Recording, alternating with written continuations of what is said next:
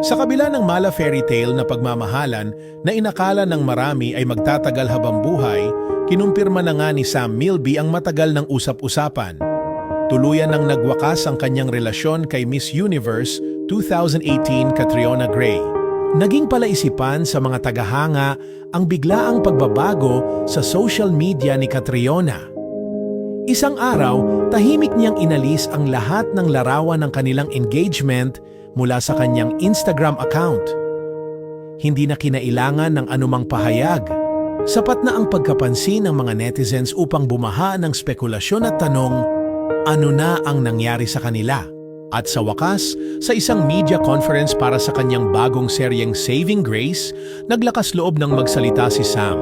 Sa kabila ng ngiti, kitang-kita ang lungkot sa kanyang mga mata nang tahasang tanungin siya kung magkaayos pa sila ni Catriona. Wala kaming problema, anya, halatang nagpipigil ng emosyon. Ngunit nang diretsahang tanungin kung sila pa, isang mabigat ngunit malinaw na sagot ang kanyang binitiwan, no. Ibinahagi ni Sam na mula pa noong simula, pinili nilang maging pribado tungkol sa kanilang relasyon. Kahit noong inanunsyo nila ang kanilang engagement noong 2023, limitado lamang ang kanilang ibinahagi sa publiko. Kami ni Kat, we've always been private about our relationship, wika niya.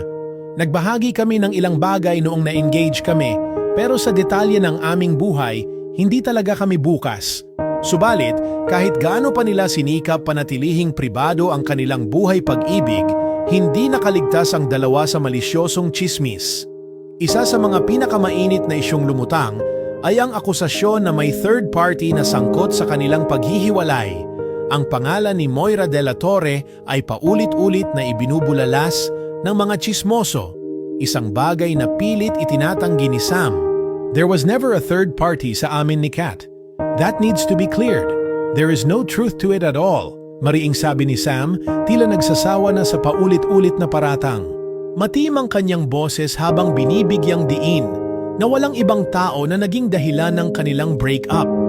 Binigyang linaw niya na ang kanilang paghihiwalay ay desisyon nilang dalawa, isang masakit ngunit kailangang hakbang para sa ikabubuti ng bawat isa. We're okay. We respect each other, and that's what's important. Dagdag pa niya, pilit na nagpapakatatag.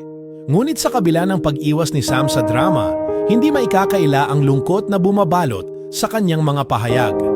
Para bang bawat salita niya ay may bahid ng panghihinayang, isang kwento ng pag-ibig na hindi kinayang lampasan ang mga pagsubok. Sa ngayon parehong abala sina Sam at Catriona sa kani-kanilang mga proyekto at personal na buhay. Ngunit sa likod ng kanilang tagumpay, ramdam ng marami ang tahimik nilang pagdadalamhati, dalawang pusong minsang nagsumpaan, ngayoy naglakad sa magkaibang landas, ngunit may natitirang respeto at pagmamahal mula sa malayo.